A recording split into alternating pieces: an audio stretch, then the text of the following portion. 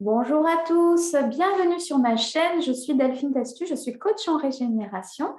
J'accompagne les hommes et les femmes en quête de sens qui ont tout pour être heureux mais qui ne le sont pas, qui cherchent à comprendre leur fonctionnement, à comprendre ce qui leur manque, qui courent sans cesse après quelque chose et qui ne savent pas quoi. C'est aussi, j'accompagne des personnes dont le passé influence le présent et mes outils sont la programmation neurolinguistique et l'hypnose.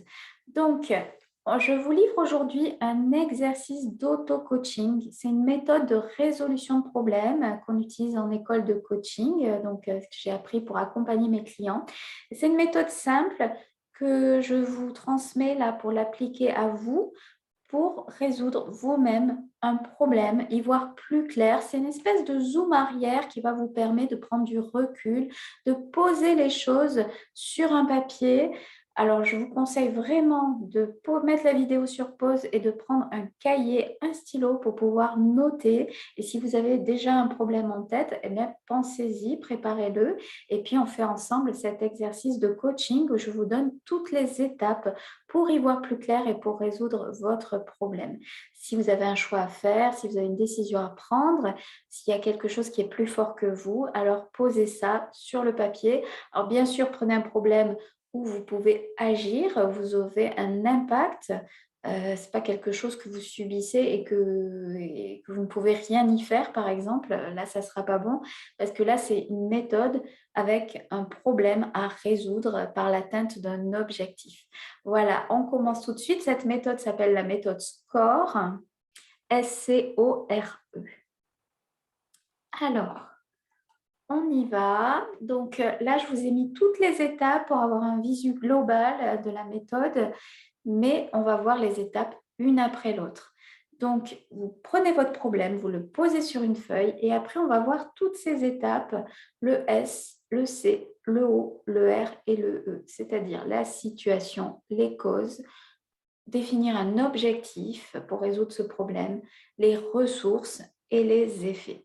Voilà, alors on commence tout de suite. Donc, on commence par le S, les symptômes de la situation. C'est comme quand vous allez chez le médecin et que vous dites, et qui vous dit, qu'est-ce que vous avez? Eh ben voilà, j'ai mal à la tête, j'ai le nez qui coule, j'ai mal à la gorge. Vous lui décrivez tous vos symptômes. Eh ben pour un problème, c'est pareil. Vraiment, qu'est-ce qui se passe pour vous? En quoi c'est un problème? Comment se manifeste votre problème à différents niveaux? Au niveau de votre environnement d'abord, donc là où vous vivez, est-ce que dans quel contexte? Est-ce que c'est le travail? Est-ce que c'est la maison? Qui sont les personnes impliquées dans ce problème? En quoi ça impacte votre comportement? Qu'est-ce que vous ne faites et qu'est-ce que vous ne faites plus depuis que vous avez ce problème? Et vraiment voir quelles valeurs ça va toucher chez vous. Alors les valeurs, si c'est un petit peu abstrait pour vous, je vais vous mettre, regarder la vidéo sur les valeurs avec un exercice aussi en live pour déterminer quelles sont vos valeurs. Ça fait partie aussi de la connaissance de soi et pour être bien avec soi-même, bien connaître ses valeurs, être aligné, avoir des comportements alignés avec ses valeurs. Donc, qu'est-ce que vous croyez de vous par rapport à cette situation? Qu'est-ce que ça fait de vous? Est-ce que vous vous dites je suis nulle, j'ai pas confiance en moi, il faut que ça change? Voilà, toutes les pensées que vous avez à propos de ça et ce que vous pensez au niveau de votre identité, toujours pareil, je suis trop ci, je suis trop ça, je suis pas assez, hein, voilà. Et puis, posez-vous la question, est-ce qu'il y a une exception? Alors, l'exception, ben, oui, dans quel contexte? Donc, par exemple, je suis toujours en colère, c'est plus fort que moi, mais cette colère, je ne l'ai pas en vacances en Corse, par exemple. Vous voyez? Ça va vous donner des éléments, des clés, des éléments de compréhension, voire avoir un visu, parce que même si vous vous le dites dans votre tête, le fait de le poser par écrit, eh ben, ça va vous permettre d'articuler votre réflexion, de la réorganiser et de la structurer. Ensuite, le C, je cherche les causes de mon problème. Depuis quand c'est un problème? Comment j'en suis arrivée là? Quelle est ma responsabilité dans cette situation? Parce que dans toute situation, on a une responsabilité. Vous pouvez faire un petit peu votre victime, avoir une petite voix qui dit oui, mais c'est parce que si, c'est parce que ça. Vous pouvez dire aussi j'ai eu une enfance malheureuse, j'étais traumatisée quand j'étais petit. Oui, on n'est pas toujours responsable de ce qui nous arrive, mais on est responsable de ce qu'on en fait. Et c'est à vous de trouver en vous la force pour dépasser ce problème, pour le résoudre et pour faire de votre vie ce que vous avez envie qu'elle soit surtout. Alors, Posez-vous la question aussi, qu'est-ce que j'ai déjà essayé pour résoudre mon problème et qu'est-ce qui a marché, qu'est-ce qui n'a pas marché, qu'est-ce qui a marché dans le passé, est-ce que ça pourrait marcher maintenant? Voyez vraiment tout mettre par écrit, tout ce qui vous vient, jetez-le par écrit sur le papier, vous allez y voir plus clair. Et puis une dernière chose qui est très importante, quel avantage il y a à cette situation? Parce que dans toute situation, il y a une fonction positive. Si vous avez un comportement qui est plus fort que vous ou si vous êtes mis dans une certaine situation, il y a toujours, il y a toujours une fonction positive, un avantage qu'a trouvé votre cerveau ou votre inconscient, un avantage soit immédiat, soit secondaire. Par exemple, je grignote quand je suis stressée. Eh ben, l'avantage de cette situation, c'est de me soulager tout de suite. En grignotant, par exemple, du chocolat, mais je me soulage tout de suite d'une situation de stress. Voyez, en trouvant les causes, vous allez bien plus facilement pouvoir résoudre. Parce que votre cerveau, il va accepter de changer de comportement ou de changer de fonctionnement si au bout du compte, il a la même fonction positive. Si vous lui offrez le même avantage à la fin, en faisant autre chose, il acceptera très facilement. Mais si vous ne lui offrez pas cette fonction positive, alors ça va être plus compliqué pour lui de mettre en place un changement et un fonctionnement. Voilà. Donc, posez-vous les questions pour les causes. Ensuite, on passe à la détermination de l'objectif. Vous déterminez un objectif en respectant des critères précis. Alors, première chose, votre objectif doit être précis justement. C'est pas je veux perdre du poids, c'est par exemple pour moi, je veux peser 55 kilos dans 8 mois. Vous voyez, je vous livre un exemple tout à fait personnel, vous l'appliquez à votre problème à vous. Donc vraiment, il faut que ce soit précis avec des chiffres.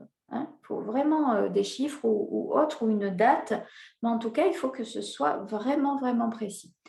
Ensuite, positif, formulé positivement. Ça va être je veux m'alléger de X kilos. Parce que si je dis je veux perdre X kilos, et bien là, perdre, ça a une connotation assez négative que votre cerveau ne va pas accepter. Il faut lui parler dans des termes positifs et il va beaucoup plus aller vers la motivation. Le fait de faire ça en mode positif, ça va enclencher déjà une bonne dynamique pour aller vers votre objectif. Et ça, c'est super important. Donc, vraiment, formuler positivement, c'est par exemple, je veux m'alléger de X kilos. Ensuite, il faut que ce soit réalisable, bien sûr. Je ne vais pas dire je veux perdre 10 kilos en 2 semaines. Je sais très bien que je n'y arriverai pas, même si je bois que de l'eau, même si je fais koh. Moi, avec ma morphologie, mon âge et tous les régimes que j'ai fait avant, je sais bien que je n'arriverai pas à perdre 10 kilos en 2 semaines. En plus, ça serait dangereux pour ma santé. Donc, il faut que ça reste réalisable dans la limite du raisonnable de ce que je peux réussir à faire. Donc, je vais me définir un rythme. Par exemple, je décide de perdre 1 kilo par mois. Voyez. Donc, ensuite, est-ce que c'est écologique? Alors, la notion d'écologie, on en parle beaucoup pour la protection de la planète, l'écologie, la protection des espèces. Mais là, c'est votre protection à vous. La notion d'écologie, c'est est-ce que c'est bon pour moi et est-ce que c'est bon pour mon entourage? Voilà, si je perds ces kilos, est-ce que ça va être bon pour moi? Si la réponse est oui, on continue, on y va. Est-ce que c'est bon pour mon entourage? Vous allez vérifier que ça ne nuit à personne, votre objectif. C'est très important. Ensuite, il faut que ce soit mesurable. Mesurable parce qu'il faut des indicateurs qui vont vous indiquer que vous êtes sur la bonne voie.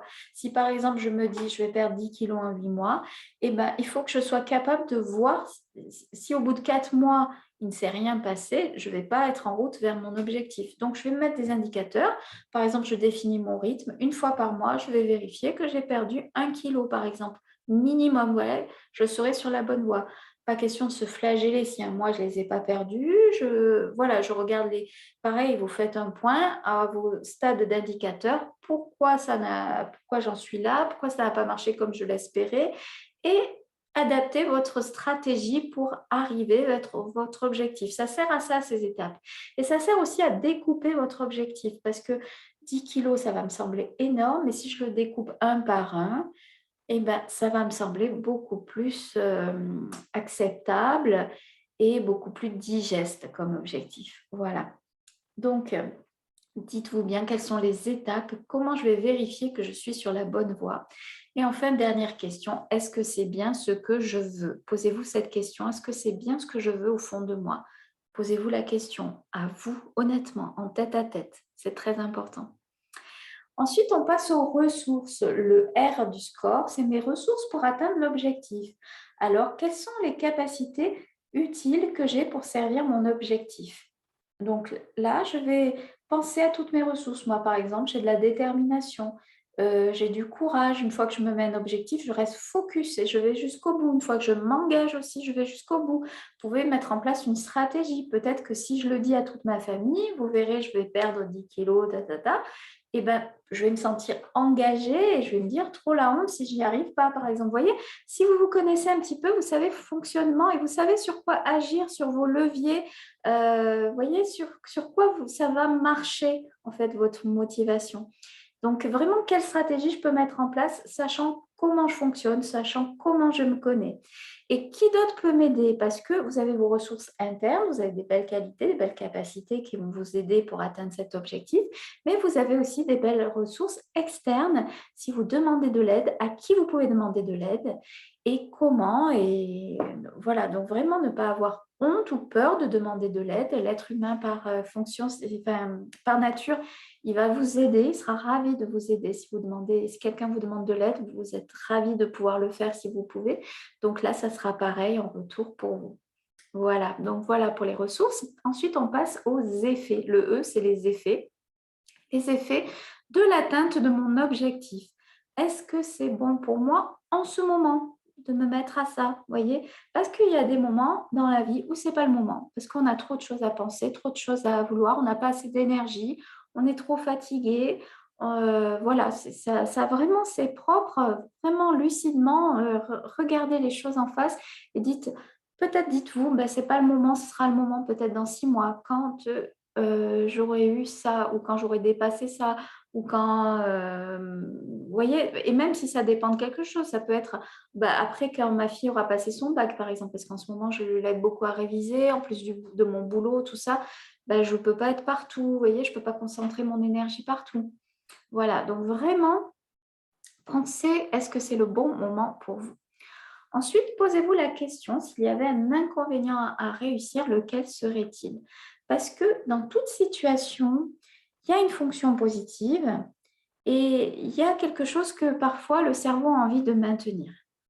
Par exemple, je suis toujours malade, je suis toujours fatiguée.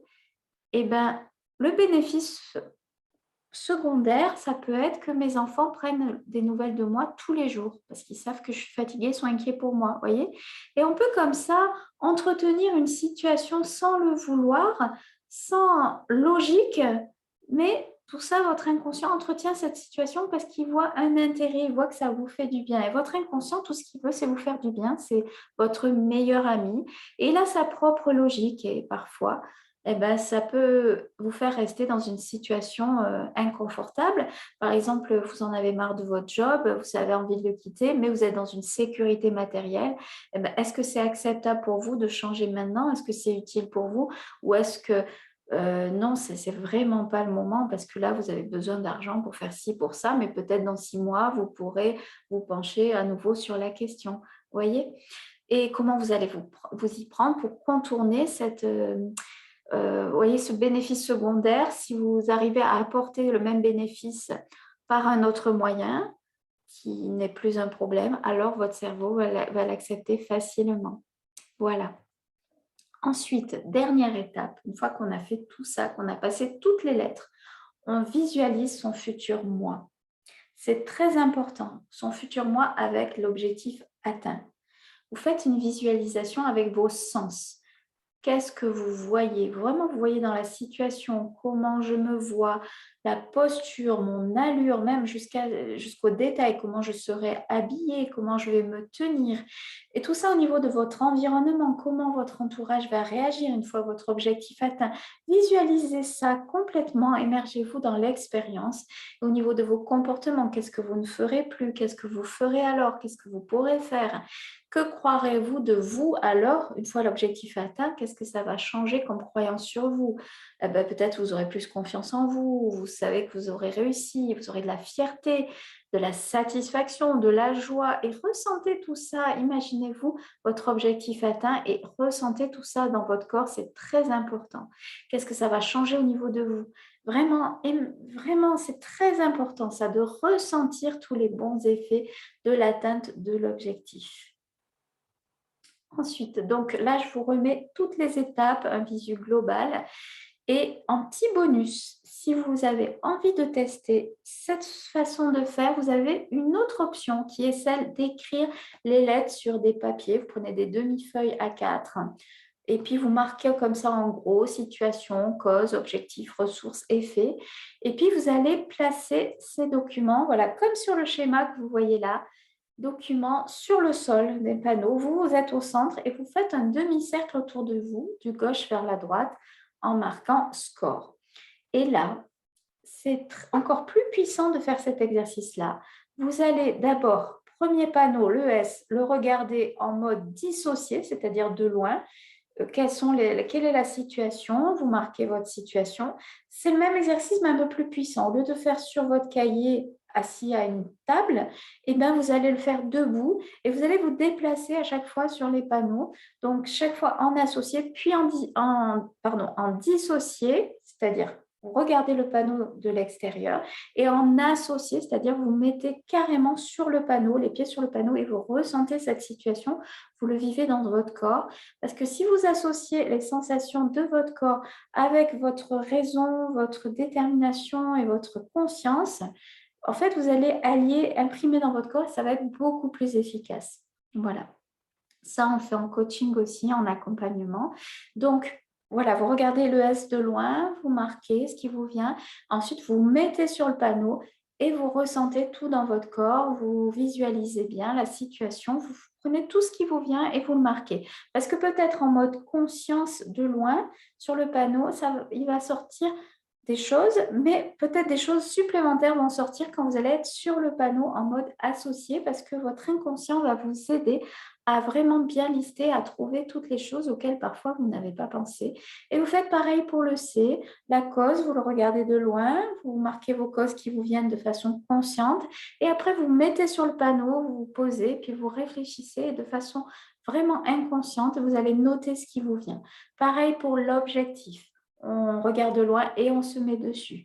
Pareil pour les ressources, on regarde de loin, on se met dessus et on se visualise en train de demander de l'aide aux autres. On visualise nos belles capacités qui vont nous servir pour notre objectif. Si vous avez besoin de confiance, de courage, eh bien, vous allez vous connecter à votre confiance et à votre courage parce que vous l'avez en vous. Et pour vous aider, vous pouvez vous connecter à des situations que vous avez vécues en lien avec cette confiance et ce courage. Et pareil pour les effets, vous vous mettez aussi en dissocié, puis en associé sur le panneau.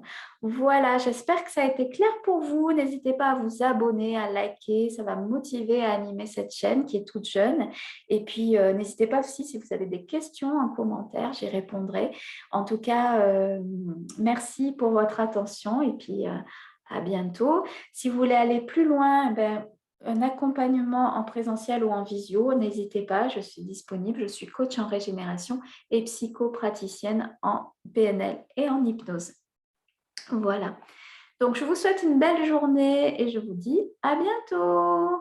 Au revoir.